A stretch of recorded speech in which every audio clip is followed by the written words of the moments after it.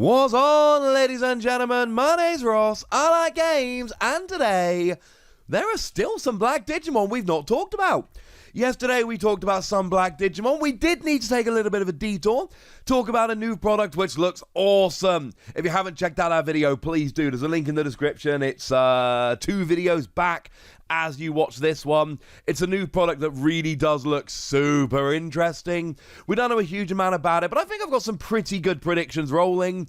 And as I said in the Facebook post when I put this in the Facebook group yesterday, I am well aware I'm just going to buy everything that Bandai put out for the Digimon TCG. I am all in at this stage, but it looks like an awful lot of fun. But today it is a turn of some black Digimon. We profiled a few of them yesterday. We didn't get time to do all of them. By my calculations, there are 3 black Digimon we've not talked about yet. So let's get straight on into it with a vanilla Digimon. We need to have a little bit of a chat about Blimpmon. And regardless of whether this is a good card or not, we can at least agree, hopefully, that it's a cool card. Now, in terms of cost here, we got a 6 cost to play normally, which is pretty expensive for a level 4, and a 2 cost to Digivolve normally, which is exactly standard for a level 4. And then we've got 7,000 power. So, if you're going to play Blimpmon, if you're looking for a reason to play it, if you're looking for somewhere to hang your hat, there is exactly one reason to play Blimpmon, and it is this. 7,000 power.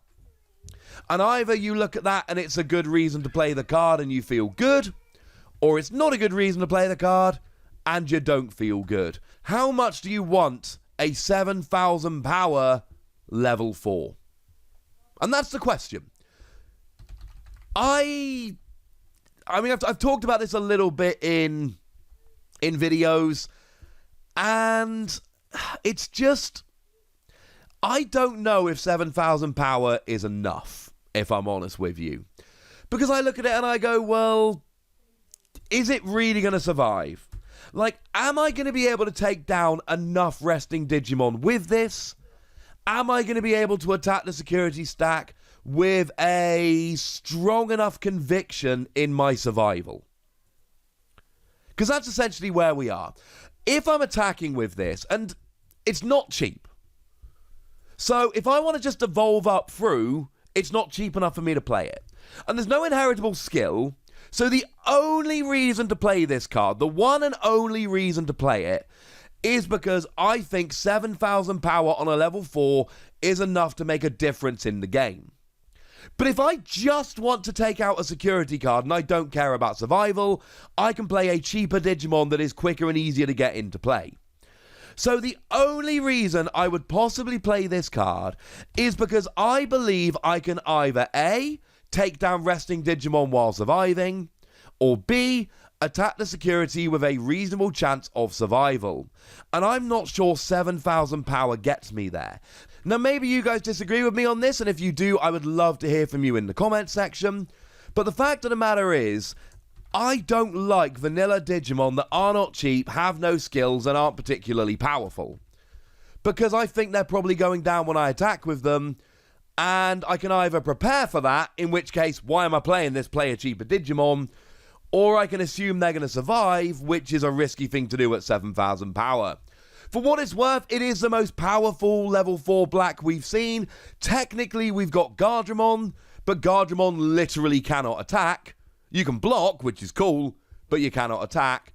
So honestly, I don't like Blimpmon, and we've probably already spent too much time talking about it. So let's move on from Blimpmon and have a little bit of a look at level 5 Meteor-mon.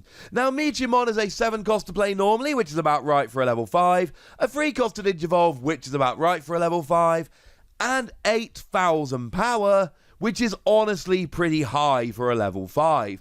I think 8,000 power is about the stage where I start going, okay, I'm getting pretty much every level 3 and 4, and I am higher than the average level 5.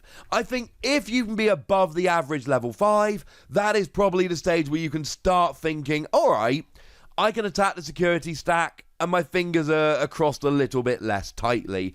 I think 7,000 power being the average for a level 5 means that 8 for me, and feel free to disagree and have your own line, but for me, 8,000 power is the line in the sand. But there is a skill here, shout out to both Google Translate and the lovely folks over at digimoncard.dev, wonderful website, for the translation here. It's got Reboot. It allows you to unsuspend during your opponent's unsuspend phase. Nice! And the thing here is that it means your opponent is just not taking you down. I've said 8,000 power for me is the lowest I'm willing to accept in terms of an I assume this is going to survive Digimon. And this means that I can attack on my turn, but I'm going to unsuspend during my opponent's turn. Which means I am not suspended during my opponent's turn, which means that my opponent cannot attack me as a suspended Digimon, and that is awesome. To me, that makes a huge, huge difference. I love it. Now, it's a bit of a shame it doesn't have blocker, because blocker means you can make yourself active or unsuspend on your opponent's turn, and then you can block on their turn as well. The Wargreymon that we got in Booster 1.0, Japan got in BT2. That would be an example of a Digimon with both Reboot and blocker. And you can give yourself blocker, but it's not always the easiest thing to do, so I'm not sure how into it I am, if I'm honest with you. For what it's worth, there is a Digimon that can give you blocker as an inheritable skill, but it is Tankdramon that is a level 6. So, good luck giving a level 5 an inheritable skill using a level 6. That ain't gonna work, ladies and gentlemen. That ain't gonna work. So, I like this. I don't think it's phenomenal, but I think here the extra power is good. And I think the fact that you then get to reboot on your opponent's turn so that you're not going to be in a position to be deleted by one of your opponent's Digimon because you're resting and can be attacked, I do think that makes a difference. I still don't think it's a stunning card. I think it's fine. I think it's okay. But it's not a card I am particularly in love with. I can see some people playing it, and I can see it being useful, but I don't look at it and go, oh my goodness, this is going to change the game. I look at it and go, oh, that could be a fun tech. But nothing much more than that. But the good news is there is one more Digimon we need to take a little bit of a look at here. It is Tankdramon, and quite frankly, ladies and gentlemen, I have saved the best for last. 7 cost to play normally, 3 cost to Digivolve, 7,000 power. It's all fairly standard. That is the byline for a level 5. That's what we're looking to see. But on your turn, when one of your other Digimon with D-Brigade in its type is deleted, reveal the top 2 cards of your deck, and you may play a Commandramon among them without paying its memory cost. It's a D-Brigade Digimon. And if you've been following my BT4 Reveal videos, you will have seen that D-Brigade is very much a deck which is coming around. And this looks good. It is extra consistency. It is awesome. And the thing I love about this, it is when one of your other Digimon is deleted, which means that you don't need to put Tankdramon in harm's way. Now, it does only work on your turn, which means if your opponent takes out one of your resting Digimon, etc., it's not going to work. You need to do it on your turn. And there are a bunch of Digimon out there that will delete your own Digimon, but they tend to be purple, not black, so let's not worry too much about them. Essentially, this is I'm throwing myself at one of my opponent's Digimon, or more likely, I'm taking out one of their security. And I like this, because generally speaking, you throw a little Digimon at your opponent's security, you get deleted, etc. But here, you are just replacing the Digimon, and fine, it can't attack this turn, but the one that just got deleted, you couldn't attack with it again anyway. Even if it didn't get deleted, you couldn't attack with it again anyway. So what you're essentially doing is just replenishing your Digimon. But it's actually even better than that, because if I attacked and survived, I would be resting and my opponent would be able to attack and delete me, and I wouldn't be there at the beginning of my next turn. Whereas here, I attack, get deleted, play a new Commandramon, my opponent can't attack me because I'm unsuspended, which is awesome. Now, there is a gigantic downside here, a humongous downside, and that is that you're only looking at the top 2 cards of your deck. Is there really going to be a Commandramon in there? Maybe. But it's really risky. Now, at this stage, I do need to give another shout out to Commandramon. Because you see, Commandramon, when you're deleted, you reveal the top 3 cards of your deck, and you play a Commandramon among them without paying its memory cost. And here, you can probably see where I'm going. These are 2 deletion skills which are going to activate at the same time. So, essentially, now you need a Commandramon in the top 5 cards of your deck in order for this to work. And if there's one in the top 3 and one in the top 2, or the other way round, you're going to be able to play 2 Commandramon. So you're literally swapping 1 Commandramon for 2. Now, I will say, and this does need to be pointed out, this is extremely important, you need to pick. Now, because the skills activate at the same time, you get to choose the order in which they are done, but you need to choose either I'm revealing 2, looking for a Commandramon, then 3, or I'm revealing 3, then 2. You cannot just pick up 5 and go, boom, 2 Commandramon. Don't do that. You will get in trouble in a tournament, and that will be sad. But I love this. Now, the big question we need to ask at this stage, and it is a very important question. Wait, how many Commandramon are there? 2. As it stands at the moment, there are 2 Commandramon that do exist in the Digimon trading card game. We have got the Commandramon that came around in... No, I'm lying to you, there's 3! Yay! There is a Commandramon that came around in this particular set. The one that I've just told you has a skill that look at the top 3 cards when deleted, find a Commandramon, etc.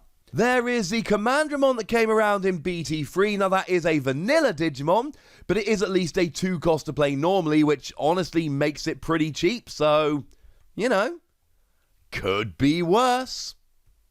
It's not out here yet, but it will be in the not too distant future. And there was a Commandramon that just came out in the starter deck, which I completely forgot about, and for that you have my apologies. This is the Commandramon. That was a 4 cost to play normally, 5,000 power. I don't like the 4 cost to play normally, but hopefully it's going to end up not being an issue. That would be ideal. And this means that I can play 12 Commandramon in my deck. And let's be super clear here. If you want to make the most of Tankdramon, you need to play 12 Commandramon in your deck. And I don't really want much of an argument to the contrary here. I love this, and honestly, I think you can make a nice Commandramon swarm here. Now, there's other D-Brigade cards we've talked about, and I think these are absolutely going to be fun and going to be good and going to be viable, etc. I don't think you just play Commandramon. I think you play a proper deck. But I think you play 12 Commandramon here because you need to. And honestly, I mean, at the moment, I'm playing 16 rookies in a lot of my decks. And I think if we get another Commandramon, and let's face it, we've got 3 already, there's an excellent chance we're going to get another. I think if we get another, you just play 4-4-4-4, play 16 Commandramon. Because if your Tankdramon skills are hitting, and your Commandramon skills are hitting, you are going to swarm here. And bearing in mind, Tankdramon works whenever any of your other Digimon are revealed, and this is a skill that will stack, so you can have a couple of Tankdramon out and just be playing all your Commandramon super quickly. And remember, Tankdramon puts the cards at the bottom of your deck. You are not milling yourself out here. You are only grabbing a Commandramon if there's one there. And there's no downside. If not, you're just cycling your deck a little bit, but your deck's random anyway, so it doesn't matter. This is a deck that is actually genuinely, legitimately starting to excite me. I told you I saved the best till last. I love this Tankdramon Commandramon combo. I don't like how annoying they are to say after a little while, but I think there is some real mileage here. Tell me you don't want to play around with this deck, and I will look at you suspiciously because I don't quite believe you. So there we go, ladies and gentlemen. One vanilla Digimon I'm not particularly into. One Digimon that I can kind of get behind. It looks all right. You know, 8,000 power and reboot's kind of cool. And a Tankdramon here that makes me want to play Commandramon Swarm. And I am into it, ladies and gentlemen. I am into it.